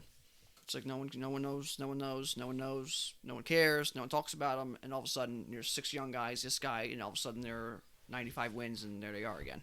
So I gave a C+ just because there was still time, and it's just a normal run-of-the-mill average. Here we are again. All right, moving on to the next team is the Phillies. Started making more active moves in the new year. Right before the new year, they were involved in that 3-player trade with Jose Alvarado. Then they signed righty Archie Bradley to a 1-year, $6 million deal. They signed back JT Realmuto to a 5-year, $115.5 million deal. I believe it's the highest catcher contract or something like that, or at least based free agent catcher contract. Mauer, I think, re-signed, or Posey re-signed for bigger It's money. probably Posey. It was the most open market free agent. Yeah, I remember reading that. On the same day, they signed Ivan Nova to a minor league contract, and they signed just recently Matt Moore to a 1-year, $3 million deal. Getting Realmuto back was big for them. I think that was obviously what they kind of was their offseason intention, was to get that guy back. Jose Alvarado for them, big because that bullpen's terrible. Matt Moore and Ivan Nova are kind of guys that you take a chance on. You never know what you can get because they do need a little bit of pitching help. Archie Bradley, I think, is going to be good for them. So I think overall, there's still obviously moves to make. As of right now, they're losing guys like Didi and. Well, that they reported Didi signed it back there 2 years. Oh, is that right? That was not reported. Official yet. Okay. It's apparently they agreed to, which is some of the deals that you've kind of left off your lists, and I kind of added on just because these deals aren't technically official yet. They've been agreed upon. Yeah. But Didi is supposed to be coming back. Well, the amount of moves that have been made in the last week or two, I can't even keep up because it's like everyone was waiting. And then all of a sudden 2021 comes. It's like January 10th, and it's like, oh, it's got to sign everyone. Yeah. It's like I'm trying to keep up with it as best I can. Yeah. But, I mean, with the Phillies here, I think that if they did a little bit more with the bullpen, I would have been more impressed. But I think getting Realmuto back and making a little bit of a focus on pitching, I think is good. And so I don't think the Phillies are quite that NL East competitor yet, but they're right there. They're getting there. Yeah. Yeah, the Phillies, Archie Bradley was a good deal. Realmuto, you had to bring back. You just had to bring it back. Otherwise, you lose the trade. Just unbelievably lose the trade. You get up Sixto Sanchez and whatnot. But getting him back, at least you got a chance to redeem yourself there. They weren't going to spend money until they got Dave Dombrowski, who's just, the guy who spends money. So once he came in, he's like, no, you're spending money. You got money. It's okay. So they got Archie Bradley, good deal. JT Realmuto, good deal. Nova, ended a rotation guy, long relief guy in the bullpen. Cool. Matt Moore, he dug him up. Yeah, He's been gone, but, never know. Didi, good for them. Keep him around. But Alvarado, what a deal for them. Yeah. Jose Alvarado's got some of the nastiest stuff. Lefty pitcher with movement, like 10 feet movement. Throws like 139 miles per hour. Yeah. That guy's got some serious stuff. If he could pitch how he's supposed to, Hector Neris comes back and pitches how he's supposed to. A young guy comes up, pitches. They got rid of Arrieta with that contract. It seemed like that just didn't work out. I still got Zach Wheeler. I think they're starting pitcher away from really actually contending. And maybe another bullpen guy here, just a guy who can kind of help out, and then maybe a starting pitcher away from really contending. But I gave him a C+ just because they're still left out on the table there. But they made strides in the right direction. They know where they had to make their moves, and they tried it. Yeah, I agree. It was a pretty good offseason, but maybe a little more bullpen focus could have benefited them even more. And don't be surprised if they give a 2-year deal. I'll just throw or $14 million 2-year deal to Cole Hamels to come back. Don't be surprised you see something like that. Which wouldn't be Cole Hamels and. Yeah, it wouldn't be a bad move in my opinion. So they'll do something like that, but C+ because there's room to go. But they eye in the right direction. And Alvarado, great move for them. Really great move for them. Yeah. So moving on to the next team, they were just giving players away here. The Pirates, left and right. So the first trade they made was just before the new year. They traded away Josh Bell to the Nationals for righty Will Crow and Eddie Yan, or Eddie Yan, however it's pronounced. Then there's obviously the 3-team trade with Joe Musgrove, and then the trade with the Yankees where they gave up Tyon. So it's just a fire sale going on with them. There wasn't any really big signings with them, nor really maybe should they be making any big signings. So I guess in that regard, it fits their narrative. They're getting young guys. They got a big return with Tyon. I don't know the heft of the players they got from Bell or for Bell and the Musgrove trade. Not sure either. So, prospect wise, I'm sure their young guys are probably stacked at this point. I would hope. So for what they're trying to do, I think it was good. But obviously they're not going to be competitive. Yeah, so. Yeah. They lost Tyon. If you're a Pirates fan, just think the good Lord Archer's gone. Oh yeah. Josh Bell, you traded away, and Musgrove. You ruined your franchise trading for Chris Archer. You ruined your future there. because you had Talion, you had Garrett Cole, you had Josh Bell, you had Austin Meadows, you had Tyler Glasnow, Joe Musgrove, Adam Frazier, Brian Reynolds. I can keep going, but I don't want to. That really set them back quite a bit. Sure did. So getting rid of him, thank the good Lord, and he was terrible for him. But they could have made a couple small moves again. Make a couple small moves. That leads you to trading them in the offseason or in the mid-season trade deadline. You trade them, get some pieces back. They got some haul back. Got some good players with Bell. They got some good players with Talion. I gave it a C- just because you could have signed some people and trade them away into offseason or mid-season. Yeah, could have done something. Yeah. And you might have been able to get maybe a touch more for those guys. I mean, you always say that with all your good players. You feel like you can get maybe a touch more. Yeah. But I gave them a C- just because they didn't do nothing real stupid. Yeah. They didn't do like that. Like what the Royals did. Hey, sign a couple of these guys, maybe trade them away, get some pieces for later on. So they could have done a little bit more in that area. But all in all, they just C- is fine. Off season's all right. You got rid of Archer and got rid of that. That really just ruined them for a while. So still going to be really good though soon. Again, because their prospects are they have a couple of them that are already ready to go. And I think it's Cruz, the shortstop, who's like really tall, 6'6" shortstop or something like that. Yep. And then Brian Hayes, Brian Reynolds, Adam Frazier. So they got some pieces out there. They'll be good pretty soon, I think. But just turn the page finally from that Archer. Huge mistake. That was one of the worst trades we've seen in a long time. I agree. Yeah, it kind of changes where they're at right now. So moving on, another team that was insanely active, especially for quite a few days here, is the Padres. So to start right before the new year, as I mentioned earlier with the Cubs, they got Darvish. On the same day, it was made official that they traded away Blake Hunt, Cole Wilcox, Francisco Mejia, and Luis Patino to the Rays for Blake Snell. Then just a few days later, they signed shortstop, hopefully I'm saying his name right, Ha-Seong Kim, to a 4-year, $25 million deal. I believe came out of the Korean League, right? Was it the Korean League or the Jap? I believe so. I believe he was a Korean player. Then, obviously, they were involved in that 3-team trade with Joe Musgrove. And just recently, they signed back Jerks and Profar to a 3-year, $21 million deal. Obviously, beefed up their rotation. The offense is, as we saw, pretty explosive. They're a pretty young, fiery team. They're ready to come at the Dodgers. They've got maybe the pitching now to do it, so I thought that the offseason kind of fits that team's vibe of just like this exciting, like all eyes on us team. So maybe in that regard, I think the offseason fits them. I mean, overall, I don't think that Darvish and Snell make so much of a difference that they're like, oh, now they're the World Series team. But like, I think they make enough of a difference where now it's a realistic thing that they could take the West. So in that regard, I think they did pretty well for themselves in the offseason. Yeah, they got Kim, like you said, a guy they want to use kind of as a utility guy. Is their hope. He can play multiple positions, come and hit well. Profar, bring him back, guy who is a utility guy who can, a little bit of power. Got you Darvish, who if he could just build off what he just did, I mean, unbelievable. Caratini goes with it, he's the backup catcher, it is what it is. Blake Snell, everyone knew that was, going to happen just because of the way, the Rays handled that. So as long as they let him pitch, they got a shot there. Joe Musgrove, good deal. Padres are ready to go, and they're going all out. They still have a ton of prospects, a ton of them, so they can still get even better and make even more moves or just call them up and go. They had a good offseason. They are going to push for the West. I think they take the West this year. I'm not going to get too much into it, but I think they could easily take the West this year. I think they will. They're going to push. They're going to be late in the playoff team. But they had a good offseason. I gave it an A just because they still have a ton of prospects. So I gave it an A. Padres, ready to go. Crazy moves, but they're ready to go. And they're anxious. They're ready. Right? They want to go. Yeah. So they're going to be chasing. They're going to be trying to beat the snot out of everybody. Yeah, for sure. They're going to be a very exciting team. Moving on next to the Giants. They made a few moves here. Starting in November, they signed Kevin Gausman back to a 1-year, $9 million deal. They signed Anthony DeSclafani to a 1-year, $6 million deal. Signed Kirk Casale to a 1-year, $1.5 million deal. They signed Alex Wood to a 1-year, $3 million deal. And they signed Tommy LaStella to a 3-year, $18.75 million deal.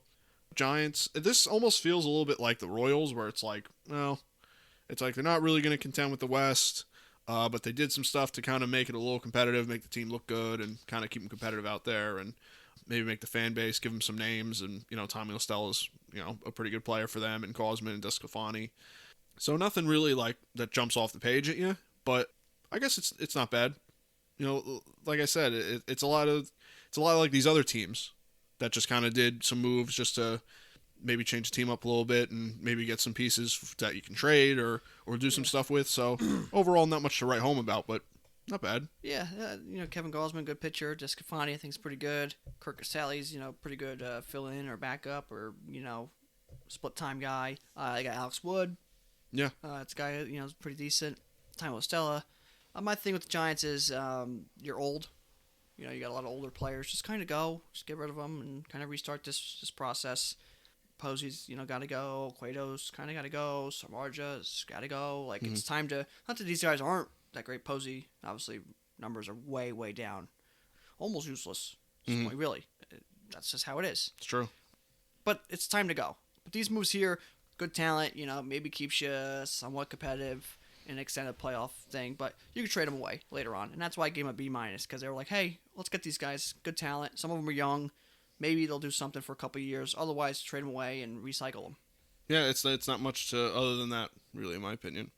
Next team did basically nothing that I could really even find that would be worth putting down. But the Mariners, I literally put down nothing of note, a lot of minor league deals. So if you want to look at the minor league deals and think that they got something there, but they're a team that were like, hey, we're not great.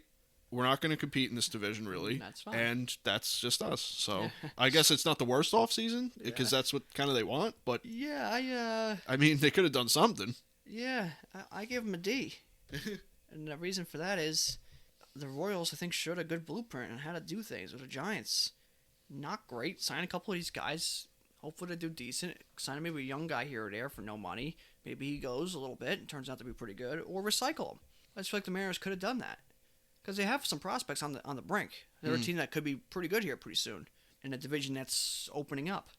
I just feel like you could have recycled some, used the recycle process where you can bring him in. Hey, all right, he's decent, trade him away, or sign Michael A. Taylor and he's pretty young and maybe he breaks out and becomes a pretty good player. So I feel like they could have done something like that, but they didn't. So that's why I gave him a D. But I mean, they didn't hurt themselves. They just didn't jump on what other teams tried doing or have done. Yeah, it's literally just whatever. Now, here are the Cardinals, who only made a few really major deals here, but they were some big ones. So they signed Adam Wainwright back 1 year, $8 million. They got Nolan Arenado, as previously stated, and they gave away Dexter Fowler. So big acquisition at Nolan Arenado. Getting Wainwright back is big. Yadier Molina, I suspect, is coming back, although there's really nothing official, but a lot of chatter has been that he's coming back. So I didn't put it on here, but because it's, I guess you never really know, but I suspect that he'll be back. So overall, I think just getting Arenado and keeping your pieces together without doing much else, I think is fantastic, and I think that corner infield now is one of the best in baseball. So I think that they're going to be a force in that Central Division and going to be in the playoffs. Yeah. Yeah, the Cardinals are bringing Wainwright back. He's a guy who kind of relearned how to pitch a little bit. Yachty, the reports are he's going back, but nothing's official, and there's still a little bit of opening there. Arenado, didn't break the bank bringing him in. Well, not paying him nothing, almost. Yeah, and I know. Didn't really give up anything like top, Lepre and some of those guys, kept them around. Getting rid of Dexter Fowler was a good move for them. Opens up their outfield to put Tyler O'Neill, Edman if you wanted to, Harrison Bader, Dylan Carlson. Opens it up. I gave it an A for them. Getting Arenado, getting Wainwright back, most likely getting Yachty and Molina back. Jordan Hicks is going to come back this year. They did a great job. If Yachty comes back, they might have one of the best defensive infields we've seen maybe in the last 40 years, 50 years. Oh, yeah. If they would have signed Wong back and put that there, they would have had, But getting Yachty back, and then with DeJong, who's like the second-ranked defensive shortstop, Goldschmidt, fantastic. Arenado, you know how that is. Mm-hmm. And then I think as of right now, Tommy Edman playing second base, who's a very good defender himself. And then Yachty, I mean, it's fantastic. Mm-hmm. So they have a really, really good team. Obviously, one of the best fan bases, and their farm systems always seems to be pretty good. And they got guys like Dylan Carlson and Tyler O'Neill and Harrison Bader. Dylan Carlson's a stud, but Tyler O'Neill's pretty good. Harrison Bader, if he could just hit a little bit defensively, is fantastic. They're going to be really good in a division that's really no one's going to be running away with it. But they're going to be running away with it.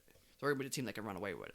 Agreed. They're really good, and they always are good. And if they make the playoffs, they always got a shot, no matter how good or bad. So, good team, made some good moves, and I gave them an A. One of the better off seasons we've seen.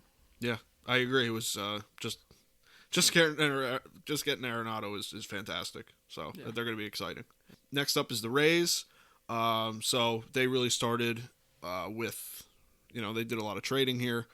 So they traded Nate Lau, Jake Gunther, and a player to be named later to the Rangers for Heriberto Hernandez, Oslives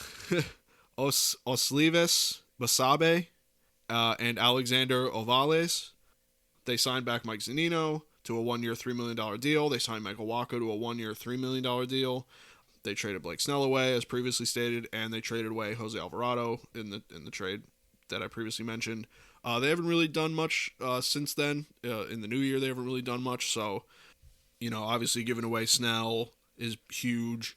Alvarado going is a pretty big blow to them. I suspect Michael Wacha is going to be one of those guys the Rays get, and all of a sudden he's good again. Yeah, we kind of said that with the Mets last year. We were kind of thinking that it could happen there, but with the Rays, it just makes a lot more sense. Yeah. So, they got a pretty good return. The Blake Snell trade is kind of just what they do. It's kind of just the Rays. Like, he kind of, not that he kind of got his 100% efficiency with the Rays, but they got basically all they wanted out of him. They got it to the World Series, and now they're flipping it and getting their next pitcher, Luis Patino or whatever, for it. Yeah. So, just real quick, I think that the offseason for them is a little strange. I didn't think that they would just flip like this quick. Not that they're going to be bad. It's just that, you really knocked down the Yankees, in this shortened year and get into the World Series, and they really, in a division rival that kind of the Yankees the season prior kind of bullied them around. They flipped it on them. So I thought that they would kind of keep the train moving and see what they can do, but they kind of, I guess for what they want to do, they did good. It's kind of Rays. Yeah, they had their Rays off season. Yeah, but it's not. I don't know. I feel weird about it. Yeah, I mean they got Zunino back. Walker could be the guy that they fix and then go about their business. They lost Snell and Alvarado. Those are gut punches. Yeah. You got Chris Archer back, a guy that can get back on his form. The highway robbery they did. Yeah. Get Meadows and then get him back. Yeah, it's like. And they could fix him a little bit. That's the kind of team they are. But I gave him a C+ because that's what they do, and that's the Rays off season. But yeah, they did try getting Ozuna though. Marcell Ozuna, they put a deal in for him. Surprising. So, yeah, I mean they did what they do.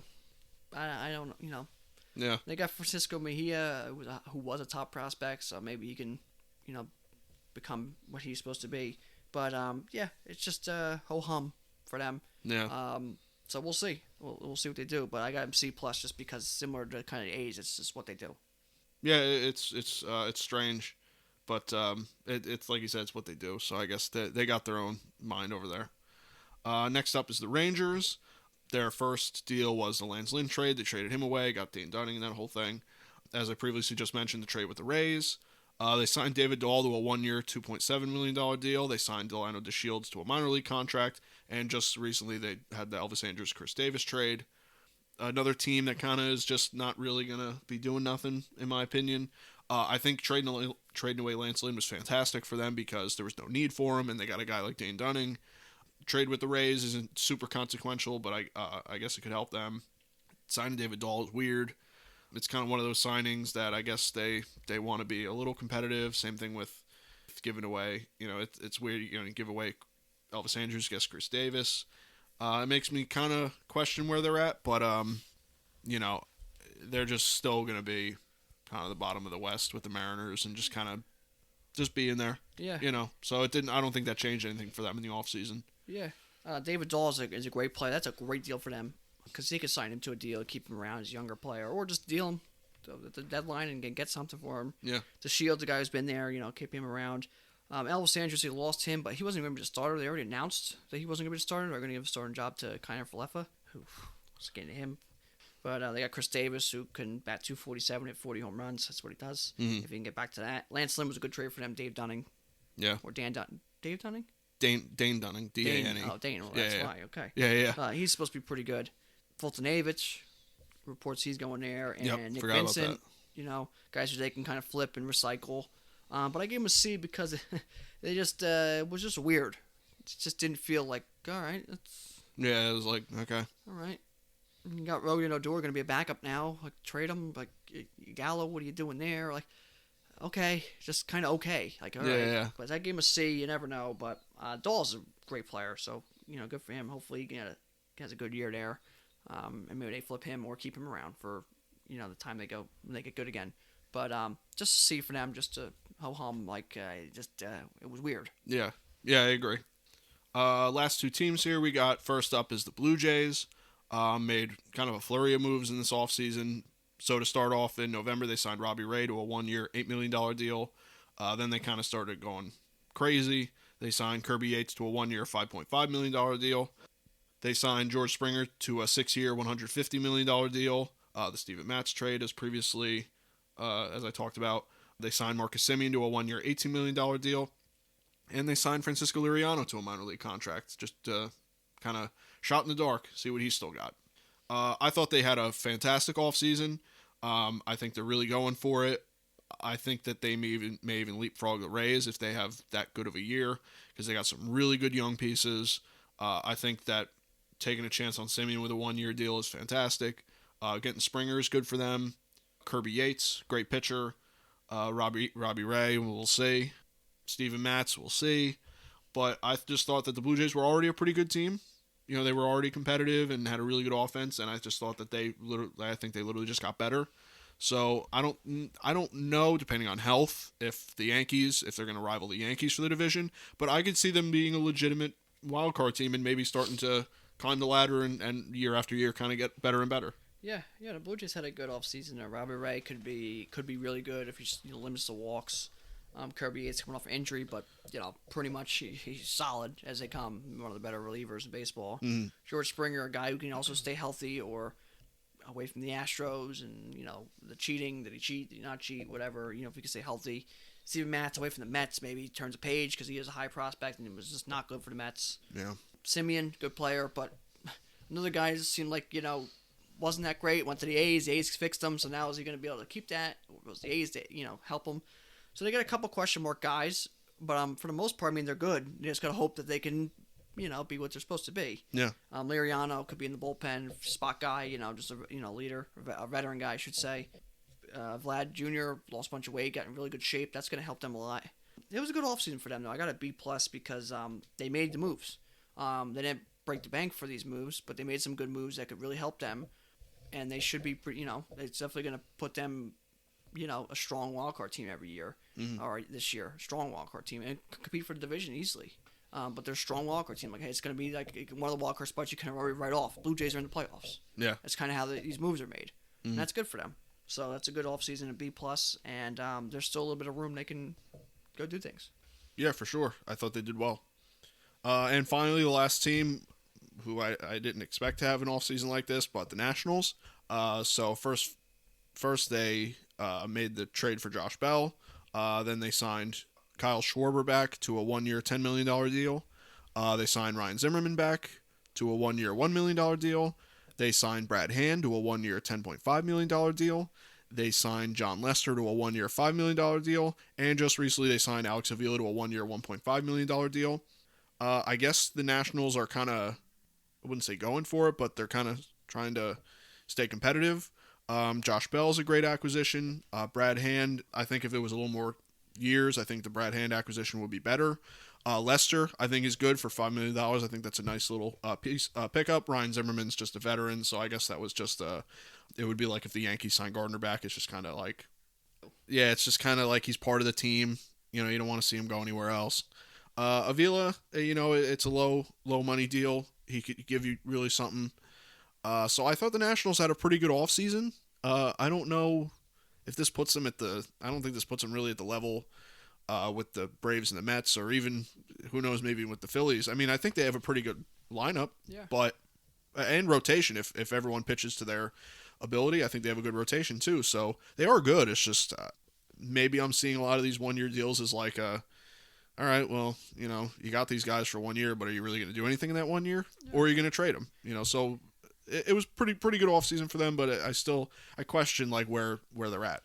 Yeah, off-season wise, I thought they did a pretty good job. Brad Hand, obviously one of the better relievers. John Lester, veteran at this point, bottom of the rotation guy. Alex Avila, just a veteran backup catcher. Kyle Schwarber, potential's there. You can help him become the hitter he was. I mean, that's a big move if that's the case. Zimmerman, you got him for really nothing for a veteran. Kind of keeps the World Series team alive. You get Josh Bell. I mean, a really good player. That's a great move for them. High prospect or high potential guy. Switch hitter, just a massive man who can just crush the ball. They kind of turned the page on their World Series team already, though. You got rid of Adam Eaton. You kind of got rid of Howie Kendrick retired, which is a great loss for them.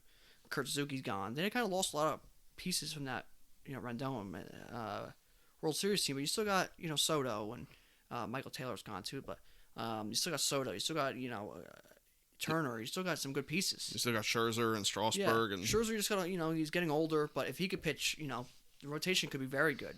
Scherzer, Strasburg, Corbin, then Lester. I mean, the rotation could be really good. Brad Hand in the rotation and in the bullpen could solidify the back end. You just need to help get some pieces to get to him. And the lineup's going to be strong.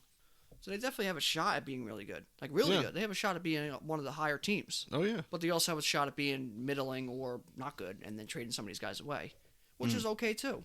So they're like, hey, we're going to give it a shot, but worst case, we recycle them. And great. That's great. It's good for them. But I gave it a B+ because they gave themselves, two different options. Yeah, that's a good point. I mean, I don't know. I guess it's what do you get out of these guys? I guess that determines, the strength of the offseason. But, I don't know. We'll see what happens. Like I said, I don't know if they can compete with the Braves, maybe a wild card team, but we'll see. Pretty good offseason for them. So with that, that wraps up all 30 teams. Obviously, a little bit longer episode because it takes a little bit of time to go through each team. We'll give more on these teams, with our predictions episodes coming out, the next few weeks here. We're going to do every division kind of like we did last year. So other than that, I don't know if we have any updates to give. I don't know if there's any really. I mean, we kind of went over what would be the news with these moves. So unless you got anything, I guess you can just get right into the trivia question. And I mean, let's throw a couple names that are still out there. We already mentioned, Paxton Turner, guys like that, but Jack Cabrera Jr., Taijuan Walker, Jake Odorizzi, Arrieta, Porcello, Marmon Gonzalez, Mark Melanson. There's some names out there still that could make some big impact on teams. So we'll see. Puig, Moreland, Shin-Soo Choo, Brad Miller. So there's still some pieces out there. Rich Hill, that could make some differences to teams. And then the news came out today a little bit that the MLB was working on the baseball and seeing why it's been flying so much. So the chance of maybe very literally deadening the ball a little bit this year. So that's a little bit of news. We'll see how that works. But overall, I mean, the offseason was slow, got crazy, and it's still crazy, and it's going to continue to be crazy. That's just because CBA and what's the new rules going to be, and COVID and last year. So there's just so much going on. But, I mean, a lot of teams changed and it's going to look different. So we'll see. But we'll see. To go into this week's trivia question, I wanted to keep it somewhat to go along with off-season stuff. I mean, I guess it doesn't too much, but I want to go to how many times has there been a repeat World Series champion? And you can repeat as in they could have went back-to-back, or they could have won 10 in a row. So how many times has this been done? Obviously, Dodgers won this year. They have a shot at doing it with the team they have, so they have a shot at repeating. But so how many teams in MLB history have won repeat World Series titles? And that number is 14 teams. Yankees done it a couple times. A's done it a couple times. I believe the Reds done it a couple times. I believe it was 7 different franchises have done it. Yeah. But 14 different times it's been done. So that's our trivia question for the week. I guess 13. I was just so close. Yeah. So obviously it gets harder. A lot of them were kind of older, as you can imagine. Yeah, of with course. Less teams, and the teams never changed much. But it does get harder as it goes on with money and stuff like that. But the Dodgers have a shot at doing it, and a couple of these teams are kind of built for 5-6 year runs, so you never know. Yeah, that's true. All right, well then that's all I got for this episode. Like I said, we'll come with starting with the AL East. We'll come with the division episodes, and then the final predictions episode before the season starts. Other than that, that's really all I got. Like I said, there wasn't much of the news that we didn't cover here in signings. So unless you got anything else, I guess we'll just wrap this up. Nope, that's it. All right, cool. Thank you guys for listening. You can listen to this podcast on Apple Podcasts as well as Google Podcasts and Spotify. You can listen to this podcast on our regularly updated YouTube channel. You can follow me on Twitter at @Lepre. You can follow me on Instagram at Mike Lepre. And you can follow me on Twitter and Instagram at FDubs10. You can follow us on our official Twitter at Screwball Pod. You can follow our official Screwball Facebook at Screwball Pod. No E in Screw. And that's it from us, guys. We'll see you next week. Yep, take care.